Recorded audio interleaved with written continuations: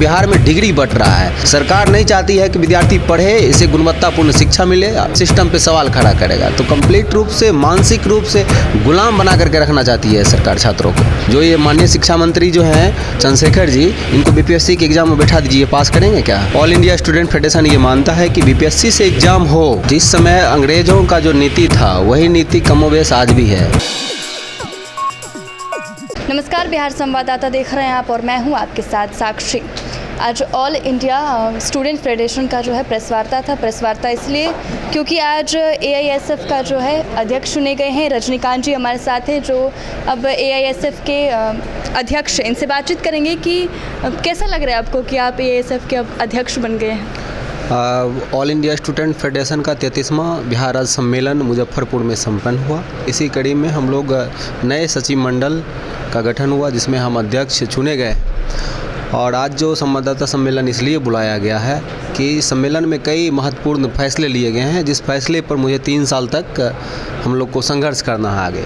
महत्वपूर्ण फैसला ये है कि जिस तरह से बीजेपी की सरकार छात्रों के ऊपर न्यू एजुकेशन पॉलिसी को थोप रहा है, इसको खारिज करने के लिए हम लोगों ने फैसला लिया है कि आगे हम लोग संघर्ष तेज करेंगे। इसके अलावा भगत सिंह रोजगार गारंटी एक्ट, जिसको लेकर के देश भर में ऑल इंडिया स्टूडेंट फेडरेशन विगत वर्षों से संघर्ष करते आ रहा है, आगे हम लोग उस संघर्ष को और आगे बढ़ाएंगे। नई शिक्षा नीति जो निकली है, इसमें क्या ख़राब लग रहा है आपको? न्यू एजुकेशन पॉलिसी में आप देखिए कि अभी हमारे कैंपस के अंदर जो डिग्री की पढ़ाई था वो 3 साल का पढ़ाई 5 साल में विद्यार्थी पूरा करते हैं। और हम समझते हैं कि न्यू एजुकेशन ये 3 साल की डिग्री वो विद्यार्थी 5 से 6 हज़ार में वो पूरा कर लेते हैं। पर न्यू एजुकेशन पॉलिसी में ये डिग्री अब 4 साल का हो गया है। 4 साल का डिग्री हम समझते हैं कि बिहार में जिस तरह से कॉलेज यूनिवर्सिटी में अभी जो व्यवस्था नहीं है, शिक्षक कर्मचारी की कमी है, हम समझते हैं कि ये 8 साल में पूरा होगा। और ये सेमेस्टर वाइज जो है इसका फ़ी भी बढ़ जाएगा। न्यू एजुकेशन पॉलिसी लागू होने से 50% जो कॉलेज हैं हमारे यूनिवर्सिटी हैं वो बंद हो जाएगा और 200 से अधिक फॉरेन यूनिवर्सिटी को जो है देश में जो है लाने का काम कर रहा है ये सरकार। कंप्लीट हम समझते हैं कि शिक्षा को पूंजीपतियों के हाथ ये सरकार गिरवी रखना चाहता है। निश्चित रूप से आप खराबी की बात कर रहे हैं।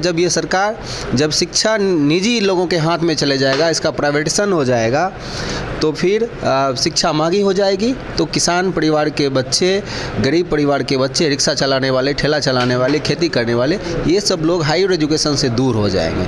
इसीलिए हम लोग न्यू एजुकेशन पॉलिसी को खारिज करने के लिए हम लड़ेंगे। आपने कहा कि राज्य में शिक्षकों की कमी है, तो इसके लिए तो राज्य सरकार को सोचना पड़ेगा। निश्चित रूप से राज्य सरकार तो डोमिसाइल ही हटा रही है। निश्चित रूप से all India student federation domicile नीति जो महागठबंधन की सरकार ने हटाया, हम इसका पुरजोर विरोध करते हैं। विगत दिन हम लोग इसके खिलाफ हम लोग आंदोलन किए भी थे और आगे भी हम लोग जो है आंदोलन करने के लिए बाध्य हैं। आप देखें कि जब शिक्षक के आंदोलन के भी हम साथ हैं। शिक्षक का आंदोलन चल रहा था, इस आंदोलन के दबाव में जो है राज्य सरकार, जो माननीय मुख्यमंत्री नीतीश कुमार ने कहा कि हम शिक्षकों से बात करेंगे, हम छात्रों से बात करेंगे, पर हम समझते हैं कि इसके बाद उनका जो उदासीन रवैया है, इससे शिक्षक और छात्रों में काफ़ी आक्रोश है। हम लोग इसके खिलाफ भी आने वाले समय में संघर्ष के लिए हम लोग बाध्य होंगे और लड़ेंगे।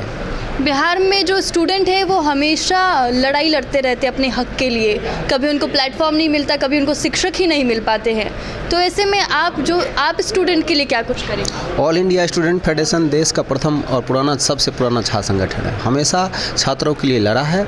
इसलिए हम लोग आगे जो फैसला लिए हैं सम्मेलन में कि छात्र संघ का चुनाव हो। आप देखिए कि आज माननीय मुख्यमंत्री नीतीश कुमार जी हो और भी बहुत सारे लीडर हैं हमारे देश के, जो छात्र संघ के चुनाव से चुन करके आए हैं, उसके बाद वो अलग अलग पद पे काबिज है। आज देखिए छात्रों के लोकतांत्रिक अधिकार को ही खत्म कर रहा है, छात्र संघ के चुनाव को बंद कर रहा है। जेएनयू जैसे संस्थान में छात्र संघ के चुनाव विगत 2 वर्षों से नहीं हो पाया है, जबकि प्रत्येक वर्ष छात्र संघ का चुनाव होना है। तो ये लोकतांत्रिक अधिकार पर ये हमला है। सरकार चाहती नहीं है कि कॉलेज कैंपस से लीडरशिप जो है निकल करके आए और छात्र संघ का चुनाव हो ताकि वो सत्ता से सवाल करे। ये सरकार नहीं चाहती है। इसी साजिश के तहत तमाम चीज़ को ये लोग सरकार में बैठे लोग ये कुचलने का काम कर रहा है। आपको क्या लगता है बिहार में शिक्षा व्यवस्था कैसी है? अगर खराब है तो इसमें कौन जिम्मेवार है? निश्चित रूप से इसके लिए सरकार जिम्मेवार है। अच्छी है कैसी है?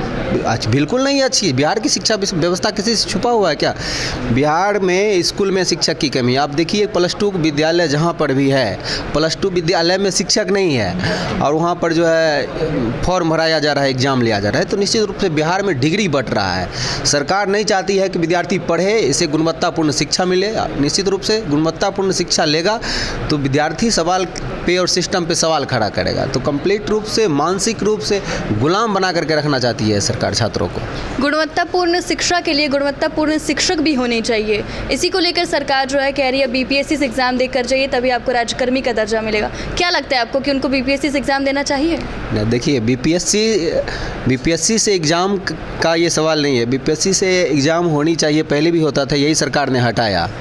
नीतीश कुमार ही ना होनी चाहिए कि नहीं? निश्चित रूप से होनी चाहिए बीपीएससी, मगर हम ये कह रहे हैं कि जो शिक्षक पहले से शिक्षक हैं, आप उसे 10 साल 15 साल 20 साल आप काम करवा लिए, आप उसे कहेंगे कि बीपीएससी का एग्ज़ाम आप लीजिए। जो ये माननीय शिक्षा मंत्री जो हैं चंद्रशेखर जी, इनको बीपीएससी के एग्ज़ाम में बैठा दीजिए, पास करेंगे क्या? लेकिन जो बिहार की सच्चाई है उसे मुंह नहीं मोड़ा जा सकता है। जिस तरीके से आए दिन छोटे, मैं ये नहीं कह रही हूँ कि सारे शिक्षक वैसे ही, लेकिन कुछ जो छोटे शहर में पढ़ाते हैं, छोटे गांव में पढ़ाते हैं, उनसे आप पूछ लीजिए, उनको फंडामेंटल राइट्स नहीं पता है।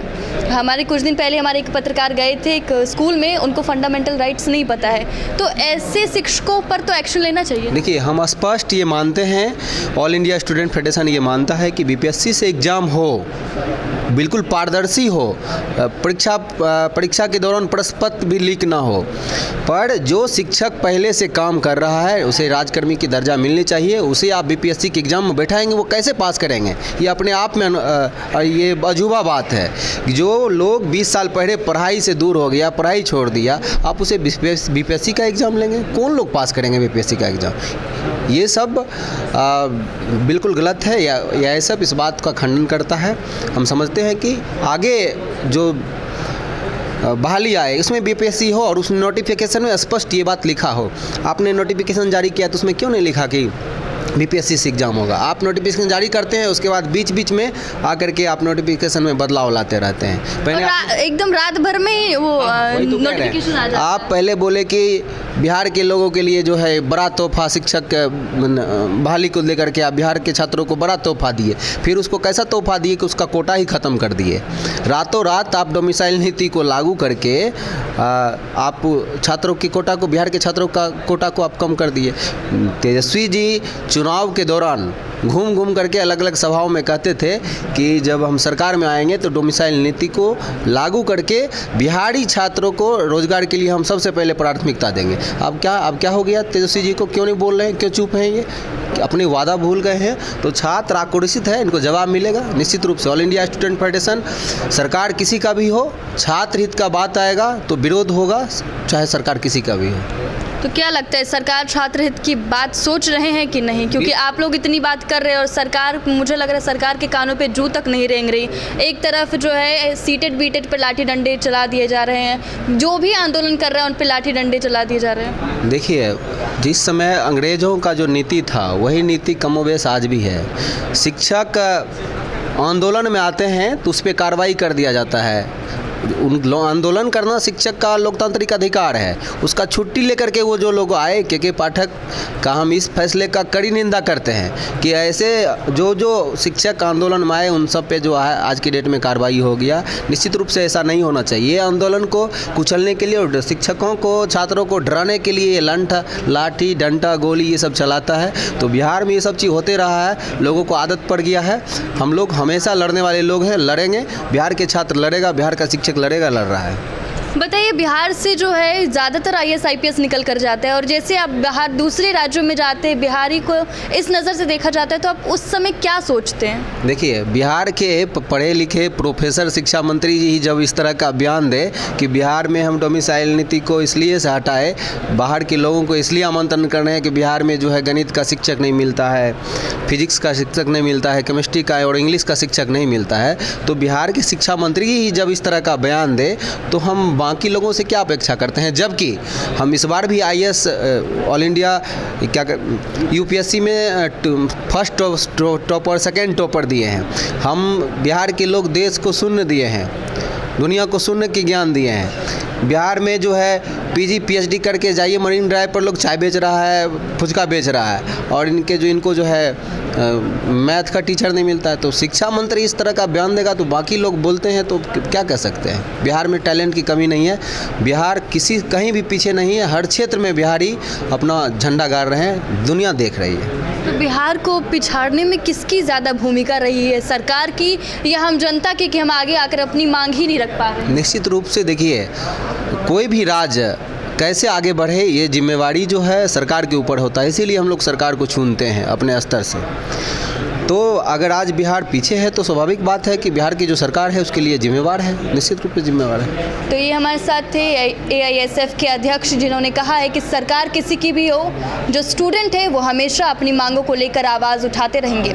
आपकी इस वीडियो पर क्या राय है हमारे कमेंट बॉक्स में ज़रूर बताएं, और ऐसी तमाम खबरों से अपडेट रहने के लिए देखते रहें बिहार संवाददाता। कैमरामैन अभिषेक के साथ मैं साक्षी, पटना।